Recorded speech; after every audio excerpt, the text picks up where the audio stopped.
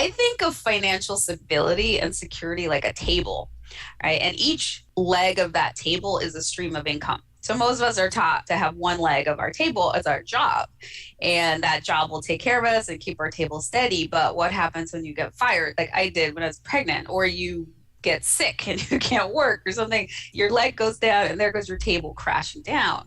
So really what helps you have stability is have many legs under your table, most of them passive, so that they're not tied to you trading your time for money through real estate and having lots of separate income streams, having a lot of legs under your table. That is true security.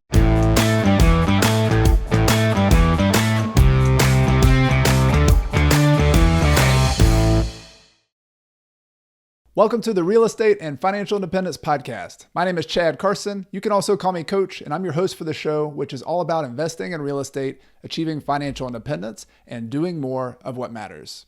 Whether you're a brand new listener or a longtime listener, it's always great to have you back for another episode. The topic of today's episode is from unhappy attorney to loving life as a real estate investor. This is an interview with Monick Halm. And just a great interview where we talk about her story. She has been investing for, I believe, about 15 years. Today has thousands of units that she owns with a group. So she has a syndication group where she goes out and raises money and buys properties, mainly multi-unit properties. And she talks about that journey, though, starting with some house hacks, starting with getting into some flipping houses with her husband during the Great Recession, before and after. And we kind of compare and contrast this approach to syndication investing and direct investing. We talked about how she got into the syndication world and the power, whether you're looking to syndicate or not, if you're just getting private money or raising money in any way, how do you actually go out and get money? And if you're brand new to this business, how do you get confidence? And how do you, if you don't have the knowledge, how do you actually get into it? So we talked about both her start story as a syndicator, but also as a real estate investor. And we get into the psychology of that, into the practical tips. So really good journey story if you have ambitions for going more into this business, perhaps full-time or even part-time. But how do you actually get into that? And what are the practical steps to raise the money, to find the deals, to build the team? All of that and more we cover with Monick Halm. Before we get started with the main topic, I want to remind you that if you're new here, be sure to hit the subscribe button on your favorite podcast player or on YouTube if you're watching it there. I have new episodes that come out every Monday morning, and you don't want to miss anything. Also, each week I include show notes for the episode with any links that we reference during the conversation. You can find a link to those show notes in the description for the podcast in your podcast player or the video description on YouTube. Finally, if you like the show, we always appreciate your support by leaving a review on Apple Podcasts in particular. As a way of saying thank you to those of you who already left a review, each week I give away a copy of my book, Retire Early with Real Estate, to one person who recently left a review. Please keep listening all the way to the end of the episode for this week's winner. Now let's get on to the interview with Monick Halm. Hey Monick, welcome to the podcast. Great to have you. Thanks, Chad. Thanks for having me. Yeah, it's great to talk to you. I think we've met a few years ago. We were reminiscing offline before this conversation. I think we met at a conference, and I wanted to have this conversation though, and talk, just get to know the details and share with my audience, your story and what you've been through and how you've grown. And I thought it would be, I want to get to some of the details of what you do now with your, you have syndications and you have lots of units, I think over 1,000 units that you and other have put together. And you got a group, a community as well, the real estate investing goddesses. But I want to go back a bit and kind of start to let people get to know you a little bit better. And I remember you saying at one point that you kind of did all the things right in terms of you get good grades, you went to good schools, you went to Columbia Law School, became an attorney. And yet you found yourself in that career path, and tell me about that career path. Like what happened at that point, and where what made you diverge from that a little bit? Yeah, I did. That's growing up. I'm a first generation American. My parents, they're super supportive. They're always saying, Monick, you can be anything you want. But in parentheses, it's like, as long as you're a doctor, lawyer, professor, or engineer. Because for them, that was what success was. And so I followed exactly what I was supposed to do. And like you said, college, law school, was in a big law firm, partnership track, 6-figure income, all the things. I should have been deliriously happy, but I found myself pretty miserable. Actually, I didn't realize how miserable I was until one Tuesday morning. I found myself in the emergency room and with excruciating um, pain in my abdomen. When the doctor told me that my appendix had ruptured and that I'd be in the hospital for several days and then I'd have at least 30 days afterwards at home to recover, my first thought when they told me that was, oh, thank God I don't have to go to work for at least 30 days. And, and then you're shaking your head. Yeah, my next thought was, oh, that's bad. Yeah. I didn't realize like how unhappy I was until that moment. But I'd done everything right. I'd followed the plan, the path exactly. And I was that miserable. So I needed to find another way because they don't know what causes appendicitis. I'm sure it was caused by stress from that job. And I felt like my job was literally killing me. And I needed to find something else. And real estate was something that I fell into completely by accident. The only thing I'd ever been taught about real estate is that you should buy your own house. And so I went, which it's not an investment, but that's what I've been taught: buy your house. And so I went to do that, and I live in Los Angeles, which is a super expensive market. This was back in 2005, but even in 2005, a starter home in a semi-decent neighborhood, not talking about a mansion in Beverly Hills or Bel Air, but a neighborhood where you're not likely to have a drive-by shooting, that kind of thing, was upwards of $600,000, $700,000. And even though I had a decent salary, it was hard to do by myself. So a friend of mine who was in a similar boat suggested that we buy a duplex together. The original idea was that he'd live on one side, I'd live on the other side. I could afford half a house. So I said, yeah, let's do that. But instead of finding this property with two equal sides, we ended up falling in love with this 1915 Craftsman that had a bigger downstairs unit, had this 2-bedroom upstairs, and there was a converted garage in the back. There was another 1-bedroom. So we each took a room in the larger unit, rented out the 2-bedroom, rented out the back house, rented out our basement even. And we started house hacking before I knew that was a thing. Yep. And I just thought, wow, this is awesome. These people are paying my mortgage. Still not really thinking of it as a way to escape my miserable law job. It just was, a way, I just had free housing and then some, right? When I met my husband, he had a duplex. We ended up getting a single family together. And then in 2008 hit us pretty hard. Right before 2008, I was pregnant. I got fired, and I gave birth. I had a newborn, and then the market just like everything disappeared. And my husband was a self-employed graphic designer. His business went down 90%, but the real estate helped save us. So we ended up selling one of the properties, and we started to flip houses when houses were on sale. And we also found that I didn't know very much about anything. I just saw, when I thought about real estate investing, I thought of HGTV. Yep. And so all I knew was flipping, and I thought, okay, we could do that. We've renovated our own houses. And so we started to do that. It's very active.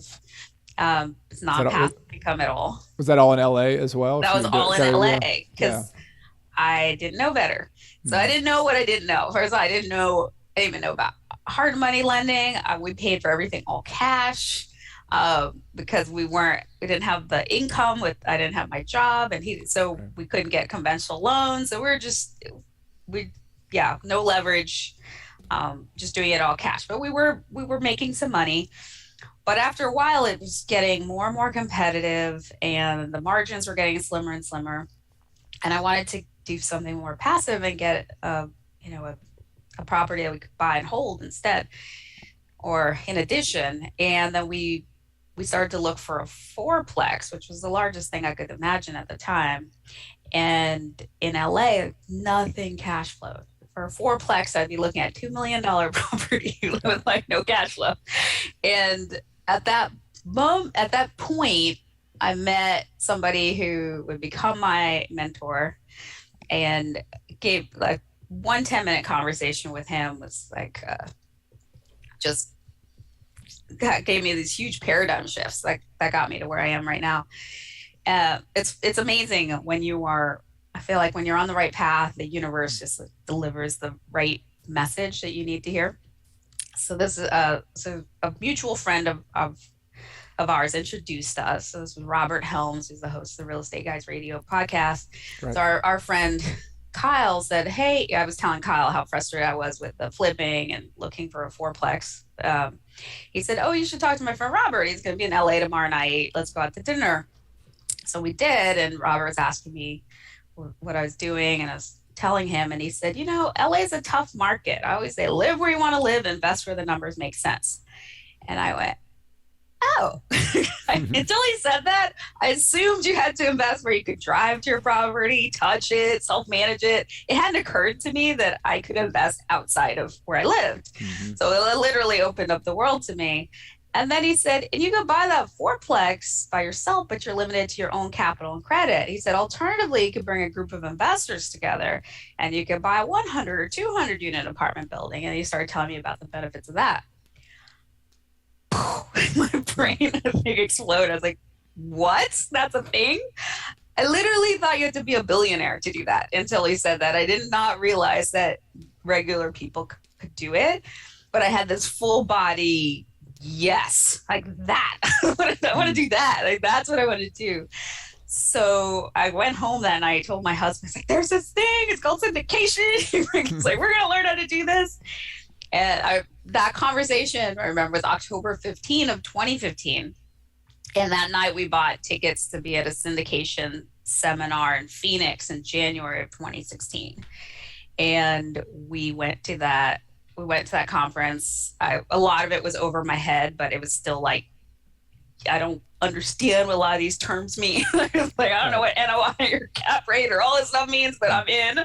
And I want to do this. And so we just joined that they had a high-end mastermind, and we joined that and others, and we were all in on that education. And that first year, through partnering with other people, we got over 1,000 doors. So we started the year at 2 doors and then ended 2016 at 1,012 doors. Wow. Well, I've got several. There's so many questions that come up, but I want to go back to some of the things you started with your law career and kind of that path. And I remember, it seems like the feeling was, I'm stressed. This job is killing me. Mm-hmm. You just described, and I want to talk about the details of syndications, but just your personal experience of that was, full body yes. Like, here I am. I just think that's such an interesting contrast. I mean, that how rarely do we find a kind of field or something that could potentially make money for us. And then we also say, wow, like, yes, like this is, it's just an interesting, to hear that contrast with you right there, within that period of time. And my body sends me strong messages. Like, I had a lot of my intuitive guidance through my like physical sensations in my body. So my body tells me when things are going badly by, if I don't listen soon enough, then I get really, then it'll knock me down, like with an appendicitis or something. Yep. I've learned to listen when it's a whisper instead of like a Mack truck running me down now. Because I had gotten many messages before that this was not the right path for me, but I had ignored them. And then like, now I also get the messages in my body's like, yes, this is it. Do that. Yeah. Listen to yourself when that happens, right? Yeah. This is the way. This is the path. This is the thing. Yeah. And I'm curious. So another topic, just kind of a personal part of the topic, is I'm curious where your parents are from. You said they're your first generation. My parents are from. They're from Haiti. Awesome. Yeah. Okay. So were they? So I'm curious. Like, I have other friends who are first generation as well, and that had very similar conversations with their parents. Like, you engineer, doctor, lawyer. That's what you do. Yeah. Do you remember their experience when you started talking to them about, hey, I'm going to go flip houses and make money on this, doing syndications? Was there any kind of feedback on that one? Were they okay with that? I mean, so it's interesting because my mom, my father, and my mother, they're both like, you go to school, you get jobs. But my grandmother, my father's mom, and all her sisters, they were all entrepreneurs. My grandmother had owned a chain of department stores in Haiti, and her sister was a major developer of Port-au-Prince. So they grew up with entrepreneurship, but they were still, for some reason, they still thought that the job was the safer, more secure thing to do. Yeah. So I think by the time I got into it, they had seen my misery as a lawyer. They were at my bedside in the hospital. And that wasn't the only. I also got shingle. I had, it took me. I wish I had just gone from that hospital to leaving law, but it took many years and many more episodes of my body like really trying to knock some sense into me before I figured it out. So by that time, they, it's like they knew that there must be a better way too for me. Yeah. So they were always supportive. That's awesome. Yeah. Yeah. And, I think it's so interesting. I'm thinking about my own experience, and you're an entrepreneur. You've had to take these ventures out there, that there's always that juxtaposition between security on the one hand, and here's this path that seems to have, more steadiness, security. Other people have done it.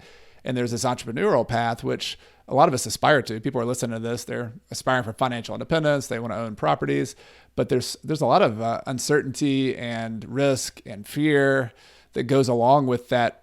But then on the other side of that coin's excitement. Like you said, this is an exciting path, but excitement can also turn into fear pretty quickly, right? I mean, those all go together. They're the flip side of the same coin. I think there's a book called The Big Leap by Gay Hendricks, and he says, excitement is fear with breath. So when you're in fear, you're holding your breath, and it's basically thinking about the future.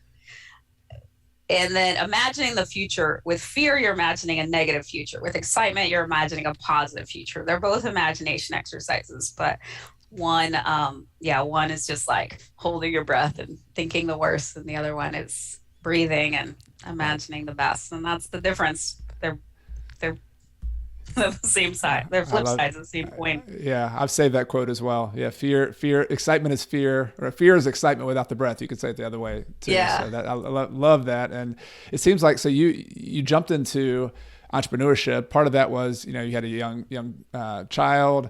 You're here, your paradigm's changing, and so you're jumping into entrepreneurship first as flipping houses, and then I've learned about this other way of doing business. My mind's kind of expanded here. So obviously you're excited about it, but there's a lot of things that are unknown. There are those fears. Like, how did you handle that? Part of it, you said you went to a seminar and you started learning. Like, what were your for those of others who are kind of getting into whether it's just owning a couple properties or syndicating? Like, how do you actually bridge that gap, that leap that you have to take, so that you're not taking such a risky leap?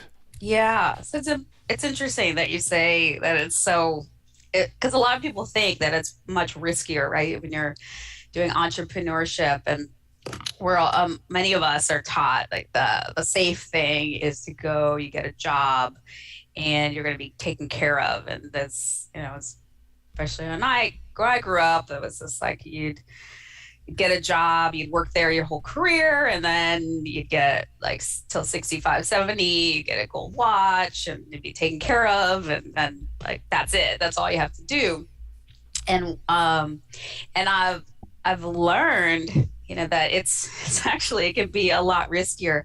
I think of financial stability and security like a table, right? And each leg of that table is a stream of income. So most of us are taught to have one leg of our table as our job, and that job will take care of us and keep our table steady. But what happens when you get fired, like I did when I was pregnant, or you get sick and you can't work or something, like there goes your leg goes down and there goes your table crashing down. So really what helps you have stability is have many legs under your table, most of them passive, so that they're not tied to you trading your time for money. And so I think that through real estate and having lots of separate income streams through real estate, through business or intellectual property, whatever, but having a lot of legs under your table, you lose a leg, you're fine. That is true security. That's really security, and you have enough passive legs that it equals or exceeds all your expenses, and that's financial freedom. And so what I learned over the years, because jobs were not the safest thing, either physically for me, like with the wrong job, or even that it was guaranteed that it would be income, because you can lose that job when you least expect it, or say there's a global pandemic or something happens. You're actually, I think, much more secure if you have more of those passive income streams, and you have a lot of divergent ways of making money. So I feel a lot more secure now than I ever have, with just relying on one job to keep me going. I love that table metaphor. I agree 100% that it's like the story we're all told. I mean, this is a societal story, is that the job and the normal, even the doctor, the engineer, those are great professions, but those are the secure thing. And that taking quote risk, and having to produce your own income is a something, or investing in something, those are the real risky things, and the job's not. And yet what you're saying is that the more income sources you have that aren't depending on your skill set, the better.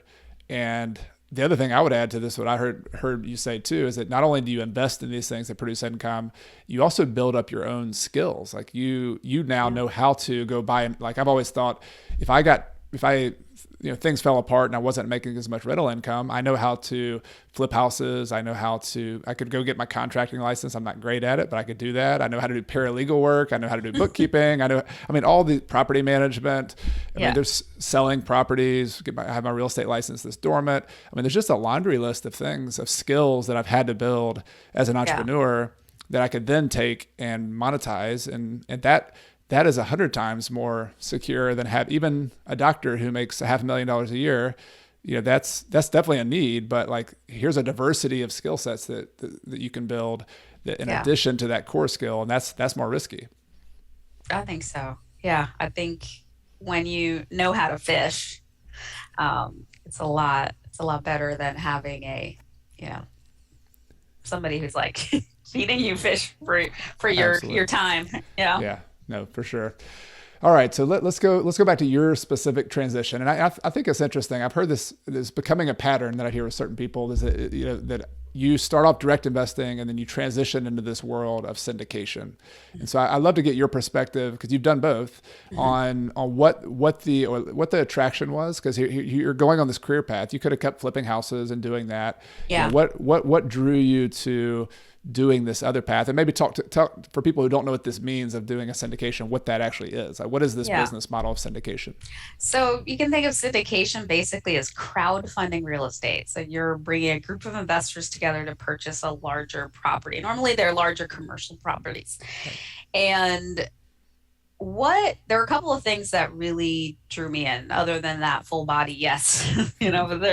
More specifically, one thing is that it actually was easier for me to invest that way than it was to invest in residential. So a lot of people assume that that going small is easier than going big. And that's not necessarily the case. So when you're doing residential 1 to 4 unit, it really is based off of your own capital and credit. It's based off of your income. And we had enough money to buy things outright, all cash, but we could not get a loan on them because our income for tax purposes was not high. When you have a business, especially if it's a real estate business, you can deduct a lot of things. So on your tax return, it does not look like you're making much money, which is great because it's not just what you get to, it's not just what you make that matters, it's what you get to keep. And so you get to keep a lot more when you're a real estate entrepreneur, you're a real estate professional. But it's not great for getting conventional loans on the residential side. Now, commercial loans, they work very differently. So, commercial being 5 or more units, and then pretty much all other manner of real estate. They'll look at the net worth and the liquidity of the partners. Is not just based on you. You can bring a group of investors together, and you can, as a team, through entities, you can create. I when I was having trouble refinancing my own house, I could get a $10 million loan for a commercial property. So it was actually easier in a lot of ways for me to do that and to grow and to scale. And it is not harder. It's not that much more work to do 100 units than it is to do a duplex or a single family house, in terms of like it's a difference in scale, but it's definitely not 100 times harder. It's just you're doing a little more due diligence, and but it is you have a lot more bang for your time buck, I guess, being able to do that. And then I also like that with syndication, I was able to not just grow myself, but help, other investors who are on the passive side grow as well. I have a mission. I got this divine download when I went to that first syndication seminar, where I was in that room, and there were about 120 people there, maybe 8 of which were women. And I think 2 of the women were working in the back.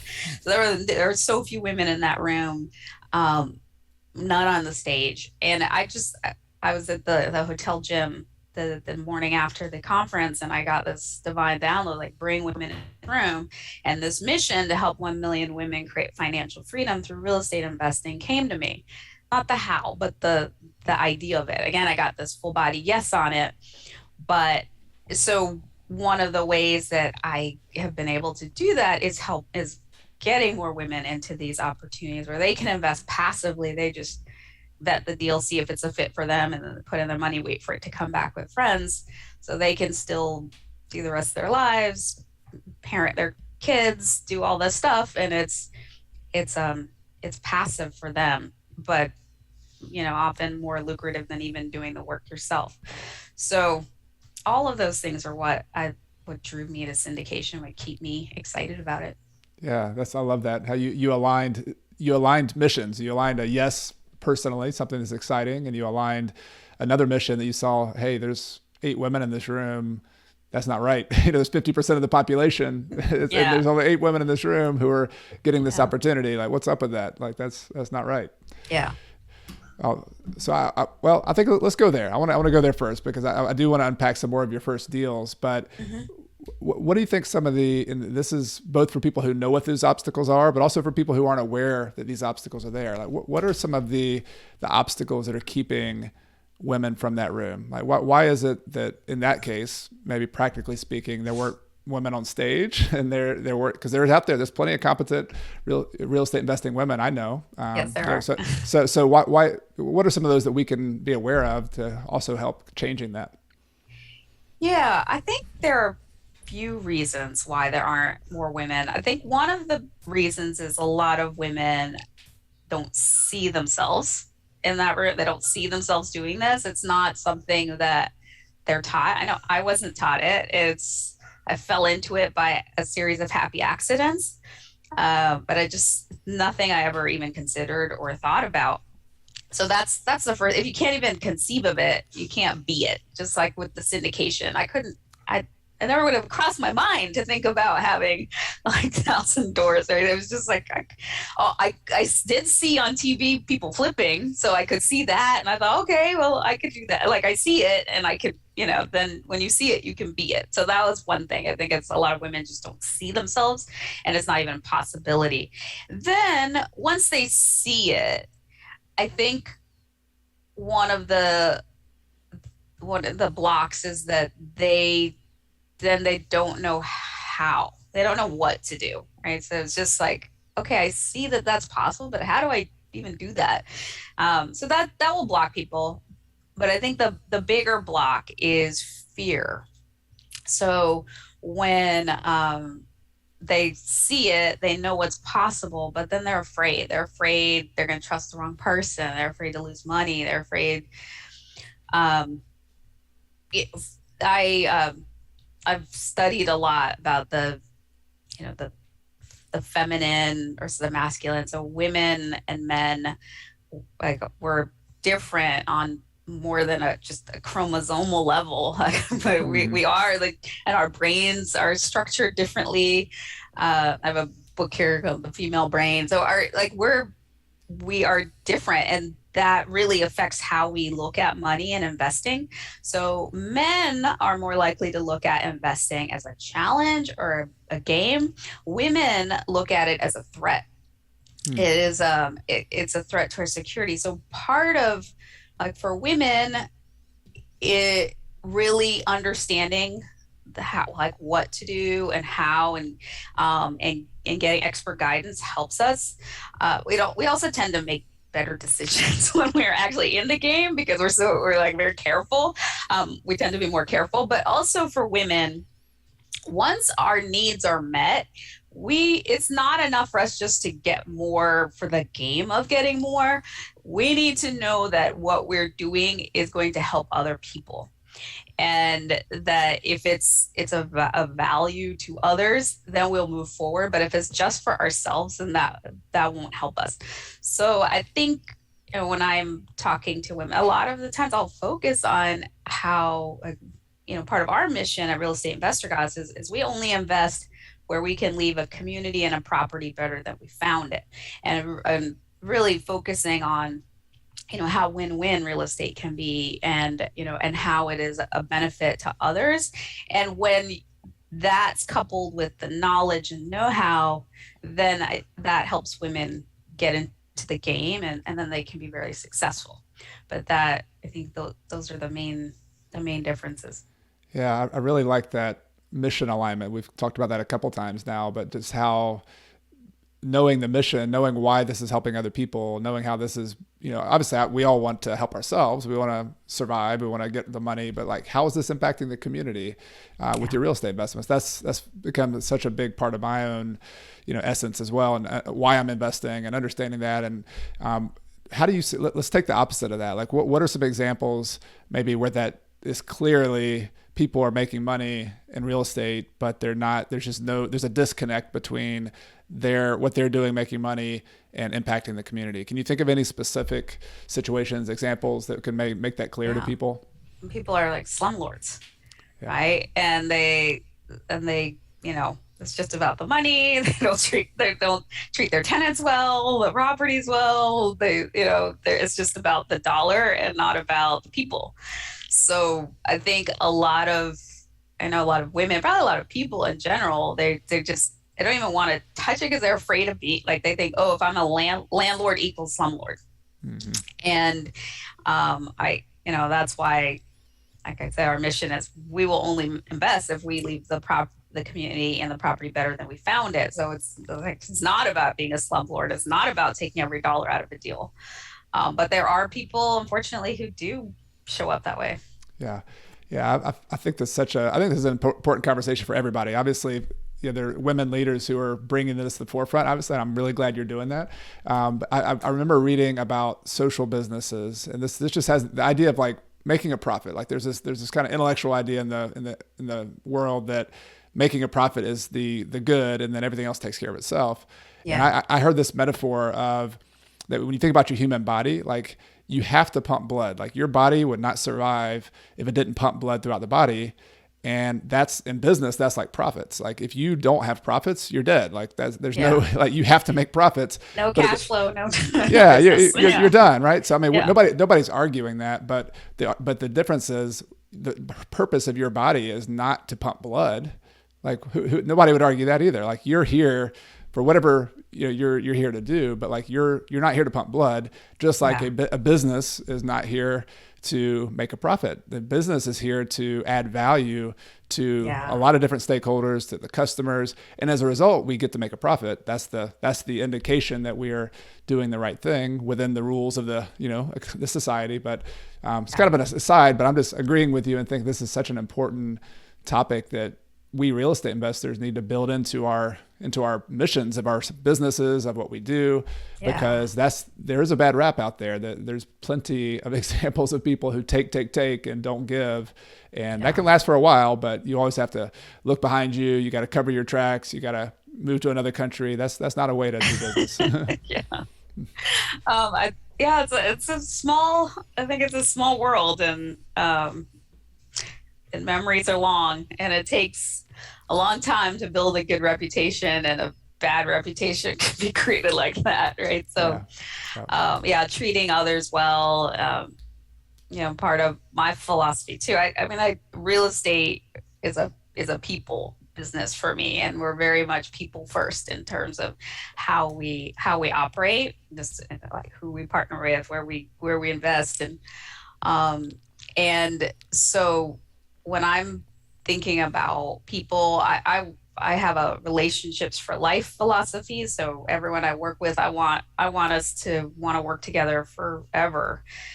Deal after deal after deal. So much easier to just find great people and just keep doing great things together versus having to find new, be very transactional and trying to take everything you can, and it's like, screw them, I'll find somebody, another sucker. Like that's not a way to do business for me. So that's how I try to show up. Yeah, it seems so obvious, like common sense, but it's not out there. But I love that you've built the foundation from the very beginning. I mean, you could feel that and say, this is the way I'm going to build my business, and it's also the way I'm going to attract other people to invest with me. Yeah. And so let's talk about that. I want to get kind of like, if you don't mind, sort of the practical level of some of those early syndications, because if there's somebody listening to this, not everybody's going to go to that strategy, but if they do, what were some of those first things that you learned that might not have been obvious to do your first syndication deal, like to go from the flipping house where I'm paying all cash to actually doing your first deal where you're attracting partners? Like, do you remember any steps there that were noteworthy? Well, people first. So one of the things that lenders will look at on the commercial side is they look at experience. So, which is a challenge if you're just beginning, right? Because you don't have that experience yet in that asset class. So we partnered with other people. I really lucked out because my next door neighbor at the time was she was the vice president of a real estate investment trust.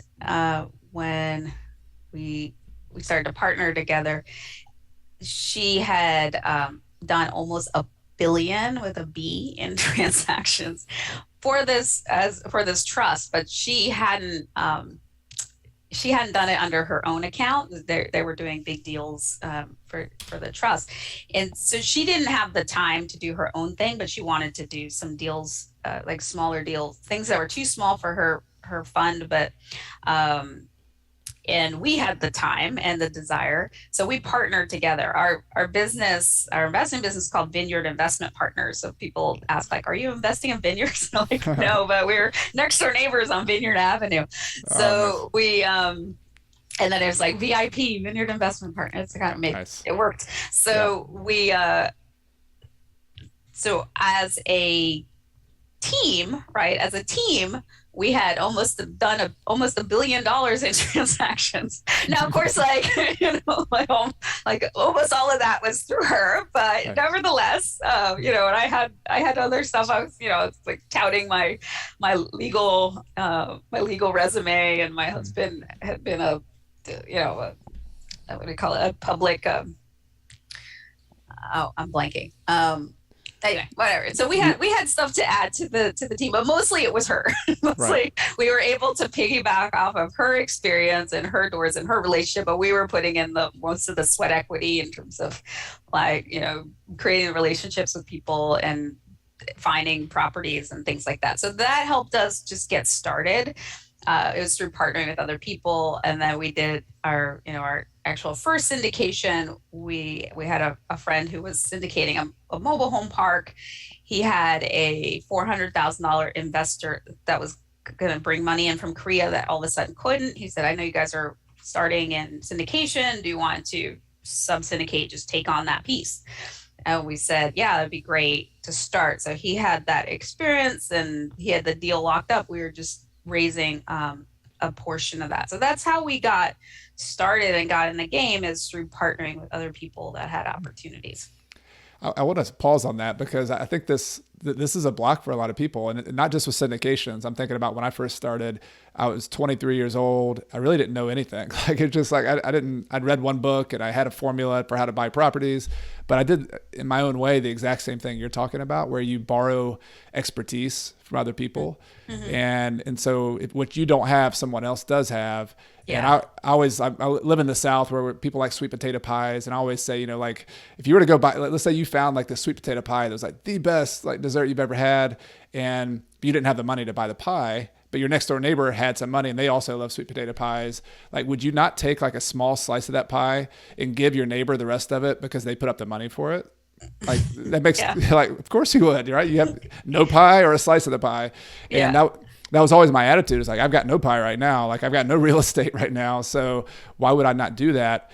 But I think I'm wondering what the block, Monick, is for some people. And I had to go build trust. Like this person who partnered with me and put up the money, they had to trust me, and I had to have enough boldness to ask. As a 23-year-old kid, you had to do the same thing. You had to believe in yourself enough to say, "Hey, I can contribute to this," even though this person's had $1 billion worth of transactions.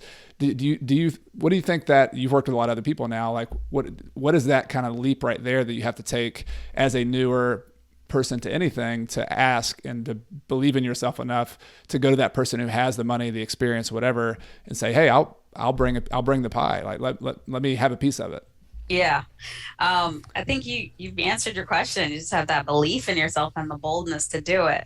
I think Tony Robbins says success is 20% strategy, 80% psychology. So 80% of success is what happens in between your ears, right? And a lot of people, they just don't, they're afraid. They're afraid to ask. They're afraid of no. They're afraid of trying and being rejected. So they don't go forward. That's why I spent a lot of time in my program with my goddesses on the mindset piece, because that is so crucial. If you don't have that, if you're not able to overcome the fears, if you don't have the confidence, if you don't, take action, then you're not going to get anywhere. It doesn't matter how much you know. So it's partly it's just getting past that fear and being able to ask and being able to, risk a no. And it's okay if somebody says no, and then there's another person. So do you have any tips for somebody who is struggling with that? I think we've all struggled with it, who has self-confidence. I mean, is there anything they could work on, they could practically do to try to build that muscle? Yeah. What helps me is really focusing on what does the other person need. So I think a lot of people get stuck because they're just focused on themselves. Like, oh, me, what they will want, why would they want to help me? And it's about like me, which is, it's normal. I'm not being critical, but if you think about, okay, like with my next door neighbor, she had tons of experience, but she had no time. She was working like a manimal. So I had to, we had time, and we were able to, put in that effort for her. And then she could underwrite in her sleep, and she had these relationships, but she did not have the time to go out and look for deals and things like that. We did. So that was, we were meeting a need for her, and that was win-win. With the other deal, he all of a sudden he had this $400,000 shortfall, and he needed help, and we were able to go in and help him create, like, bridge that gap. So he had that need and we were able to go in and help. So partly it's focus. So not everyone's going to have that need for you, but you look, it's like, where can I add value to this person? Where can, like, your example with this, like, I can go out and that person that have time, they have money, but they can't go out to get the pie, but I can drive to the store and I can get it for them. And I've sourced the best pie in the whole state. And and like, so now I know how, like, to get them the best pie. I've gotten it on a discount. I'm getting them the pie. Like, I've done all this thing to make it, like, to help them.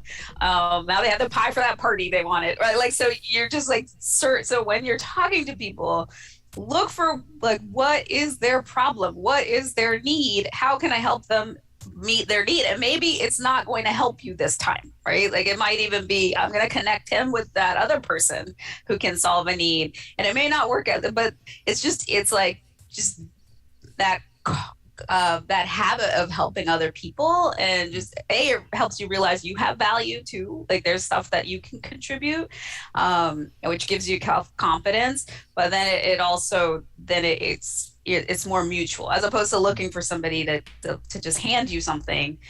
When you're going in with this with the mindset to be of service and to help other people, I think that's what helps you get over yourself, and then it's much more effective. Yeah, it's such a powerful question. Like, how can I help? Like, how simply, how, and I've had these moments in my own business too, where I'm stressed and I'm afraid. I'm like, all right, this is not going to work. I'm in my own head. So just like you said, like, just asking that question, how can I help? It's like that fear turning into excitement thing again. It's like, it takes that energy that I had that was afraid, and it's still there. Like, the energy is still there, but it's like, okay, now I've got a question that's like more proactive, that's possible. And then you can build a whole business around it. That's to me, like, what a powerful thing, how.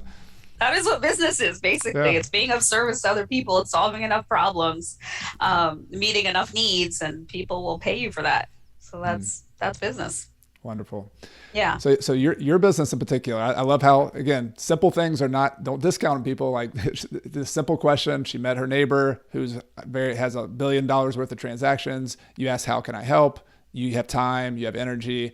And so you move forward and you do this sub syndication, which I guess means you're part of his syndication, where you're going to help raise some money for his deal. Yeah. And so I assume that, going back to the pie metaphor, that your partnership with your neighbor, you all get a piece of that, his pie. Like, he's got some kind of percentage of the deal that he gets. Is that how the syndication works?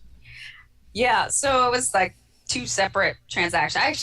We never ended up doing anything with that neighbor because she was always too busy. She was really too busy to move forward. But just having her there opened up a lot of doors. We ended up finding a couple apartment buildings in Albuquerque, New Mexico, and it just, because when we set ourselves out, so we looked at a nice website, we looked legit, and so as in that open door, so we just moved forward. We found deals, and she was really too busy to do it. We found another partner to work with on those, but yeah. So now I got into that last question. No, that was helpful. I mean, I think that's real too. Like, you start one way, you zig one way, you think that's the partnership that's going to work, but you knew that this strategy had legs for you. Like, this idea that you had time and knowledge and there's other people out there who have money and knowledge, you can partner with them. So that's what you did. You went out and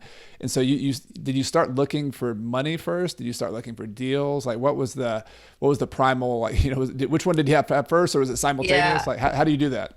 We started looking for deals first, but that was the wrong way to go. So it really is people first. It's a lot easier to find deals to match people than to find people to match deals. So we didn't know that at first. And thank God we didn't get we did go after this one portfolio with our next door neighbor. It would have been it was 3 apartment buildings in Englewood, in the LA area. It would have been like I think it was going to be a $23 million deal.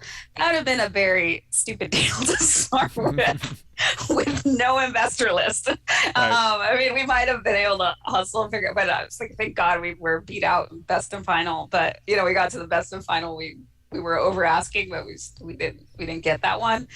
I was like, I think I dodged a bullet, but I was like, that was a very heavy lift for a first deal. But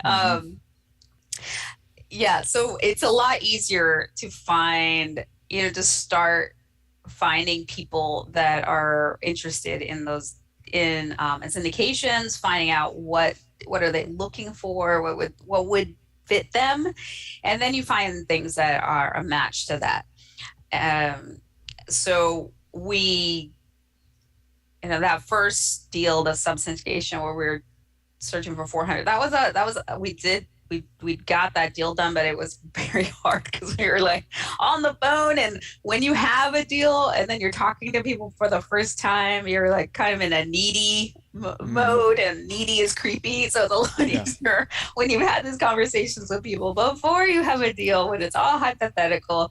Right. And then you go back and then it's like, oh, you said you might be interested if we had something like this. Look, we have something like this. Is this, are you in?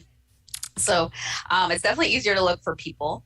And one of the other things that I've found in terms of who is a great investor. So I've been a lawyer. I had a lot of friends that they have good salaries. They would be perfect potential investors. But what I found is that people have, there's several hurdles that people need to get over before they can invest in a real estate syndication. The first hurdle is that they have to believe in real estate as something that they should do. Like they should have streams of income through real estate, and that will be helpful to them. So that's the first hurdle. The second hurdle is that they have to then believe that syndication or passive investing in a syndication is something that makes sense and it will be helpful for them.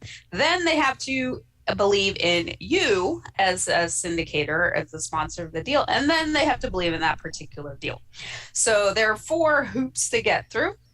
And a lot of people think, okay, well, I'm going to just start with my friends and family, but most of the friends and family have to jump over all 4 hoops before they can invest with you. And they often, especially like number 3, they don't think of you at all. Generally, if you're just starting, they don't usually think of you in that way. They'll think of you in whatever way they do know you. One of my mentors said it's hard to convince people to invest with you if they've seen you drunk or in your underwear. And so like they don't think of you that way. Sure. So it's just so that's all those levels. What I found was it was a lot easier when most of my investors were people that I met through the real estate world, going to events, connecting with people that way, especially through syndication events. So they already get real estate as a potential. They already get syndication as a potential. So then the only 2 obstacles are you and this particular deal. And then they're also, when they know you through that context, they already are thinking about you in association with real estate and syndication. So that helps with that third hurdle. And then it's the deal. So it was a lot easier to have investors that were real estate people than it was to get friends and family. After several years of success and my friends and family seeing what I'm doing, now friends and family are like, okay, tell me more. And they started to invest, but it was not easy. It was not easier to start there. Yeah. Those first 2 hurdles, I mean, are pretty big to get over. I mean, they're big. In the world, there's people who say, I'm not a real estate person. I am a real estate person. And you're not going to beat anybody over the head and convince them otherwise, right? Yeah, it's not going to happen. And I think I love this 4 hurdle kind of paradigm, because even those who are listening to this who maybe aren't going to start with syndication, this is a form of raising money. I mean, I've done, most of my deals have been with private money, where I just have a local investor who puts up $100,000 or $200,000. They're my bank, basically. I pay them interest. It's almost the exact same approach. Same approach. Yeah. Like if I go to somebody who doesn't know anything about real estate and they happen to be a family member, that doesn't mean they're going to invest with me. They have to like real estate first. They have to like the security of real estate. Then they have to like the idea of getting interest income or being a partner on the deal. And so the best place I've found to find them has been local real estate meetups. Just go into a local REIA meeting. So it's very, if you want to raise money, maybe we can call this principle, if you want to raise money, remember Monique's 4 hurdles here. You've got to find people who are more likely to work with you. And then you just got to convince them and show credibility yourself. You got to show that you've got a good deal. You're already halfway to the goal, as opposed to trying to have an uphill battle from the very beginning. Yeah, exactly. So that I tried the other way, and you think, but these people love me and they know I'm smart or they know whatever, and it's nothing to do with that. It's just like they just have to get past these hurdles. And when most people are taught, like the table, the one leg is your job, they just think most people are taught real estate is risky, and they're not taught about it, they don't understand it, and then so they're going to be hard to convince. So go with the easier one, and be a person of high integrity, so that you're worthy of their money. Once you get somebody to say yes, especially those first couple of yeses, then you better over deliver on your promises. That way they'll tell their friends about you, they'll do more deals with you. Got it. Be open, transparent, even especially when things don't go well. Right. No, very good advice. And so back to your story, you that first year, that's pretty much what you did. You started with that sub deal where you're raising 400,000, but then you went out and started finding other deals. And what a year, like 1 year, thousands of properties. That's amazing. Not thousands of properties, doors. Doors, thousands of doors. Yeah, sorry. Yeah. It was, and 2 of those. So we did. There were 5 properties. 3 of those we were active. 2 of those we were passive. Okay. But we sub-syndicated, and then we passively invested in a couple deals, and we found 2 apartment buildings in Albuquerque, New Mexico that we syndicated. Got it. Yeah. So after that year, and I want to connect this to where you are today and what you're doing with the Real Estate Goddesses Network, and did you have a moment when you look back and said, like, 12 months ago I was doing this, or even 2 years ago I was doing this, and here I am with, like, is this thing real? That just seems like an amazing kind of, you're up at the top, halfway up the mountain or top of the mountain, looking back like, wow, look at this. Yeah, I was pretty blown away. So, it was like January 2017, as we was reviewing the previous year. It's like, holy snap. That was a lot. We did a lot.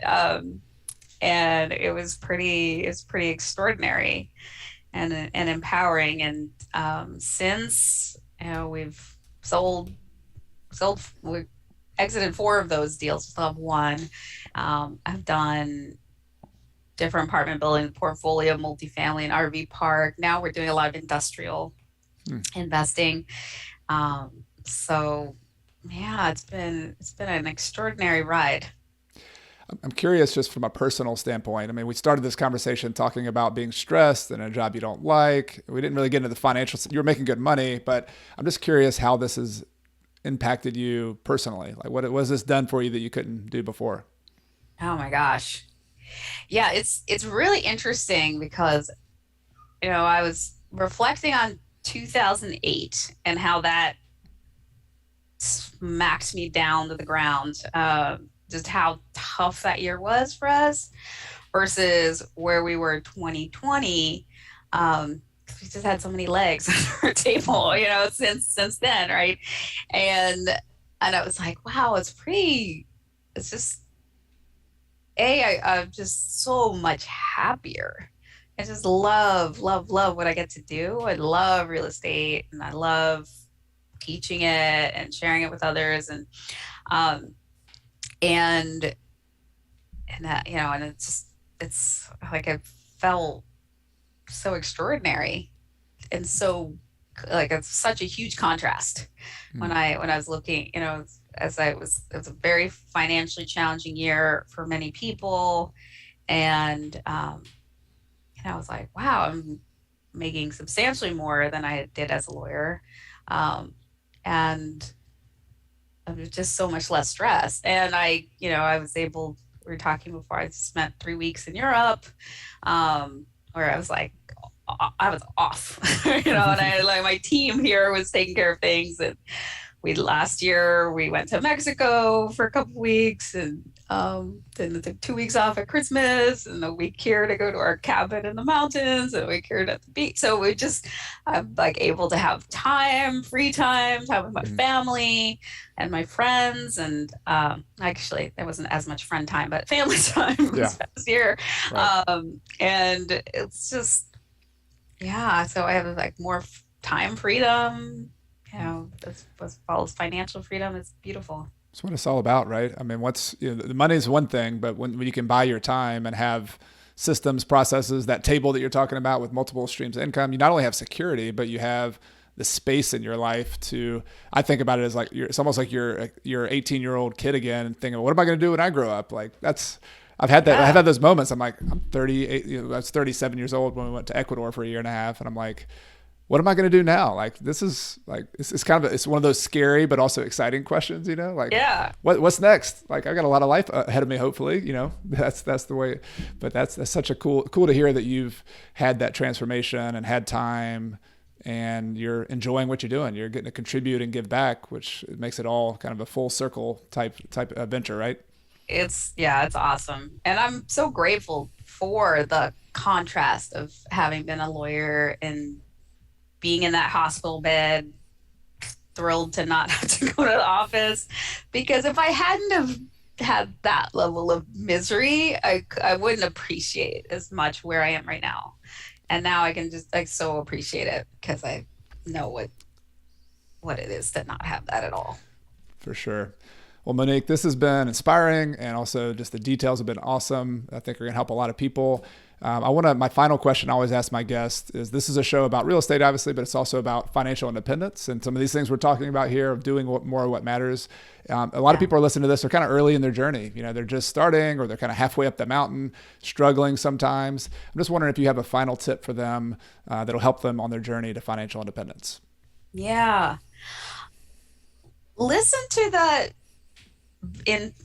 inner voice, right? That intuitive voice, that still small voice. Sometimes it's a voice, sometimes it's a vision, knowing, a vision, a feeling, whatever that is. That is an intelligence that we're often not taught to trust in our society, but it knows what to do. That was that same voice that told me, don't take that job. I was like, oh, don't do it. And I was like, no, but it's great. Right? Like, I just ignored it. Everything I've ever regretted doing, it's when I've ignored that voice. And the things that I'm happiest about is when I've followed it. So, learn to hear it and trust it and follow that guidance.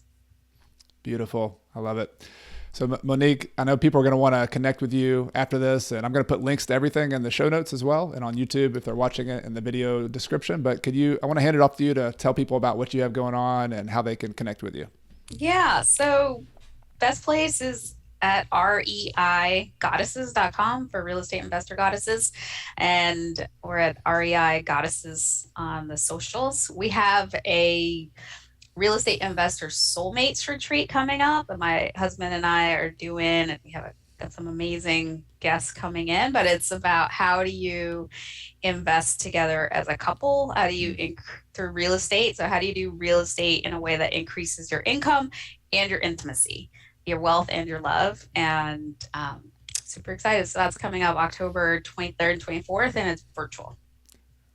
How unique. I love that. I get that question. Not that I have any answers to that, but like I get that question. So I hope people check that out. That's such a cool event. Yeah. Awesome. Well, thank you, Monick. It's been great talking to you. And I think we're going to connect in person at some events here before long. So look forward to that. Can't wait. And best of luck with everything you have going on. Thank you, Chad. Right. Thanks, Monick. If you'd like more details on today's guest or the resources that we discussed, you can find a link to the show notes for today's episode in the podcast description in your podcast player or in the video description in YouTube. And if you're new here, please consider hitting that subscribe button on your favorite podcast player or on YouTube so you'll be notified each Monday morning when we have a new episode. This is also the part of the show where I get to give away a copy of my book, Retire Early with Real Estate, each week to one person who recently left a review for the podcast. This week's winner goes by the username ETHMBRAY. That's on Apple Podcasts. So Ethan Bray. It was left on July 15th, 2021, and it goes like this. Worth a listen for any investor. I was introduced to Coach Carson's podcast some time ago through the Mad Scientist podcast. Coach provides mostly real estate-centric investing advice and has guests that mirror that focus. But like any good coach, many of the lessons that Coach teaches are applicable in a variety of ways for investors, those seeking financial independence, and beyond. Aside from inspiring me and being me and my business partner to begin investing in real estate, he's also inspired me to work to be a better neighbor and more involved member of my community. Look forward to the new episode every Monday. Really awesome review. Thank you so much for saying that. And I just love that we get to interact that way and I get to hear feedback from you. It makes me inspired to produce new content every week. So thank you for that. And I would love to send you a copy of my book, Retire Early with Real Estate. So please just send us an email at podcast@coachcarson.com and we will get you a copy. Everything I've shared with you in this episode has been for general education purposes. I have not considered your specific situation or risk. Before buying your own investments, be sure to consult a financial, real estate, and/or legal professional. Till next time, I'm Chad Carson. You can also call me Coach, and I'm your host for the Real Estate and Financial Independence podcast, which is all about helping you invest in real estate, achieve financial independence, and do more of what matters. See you next time.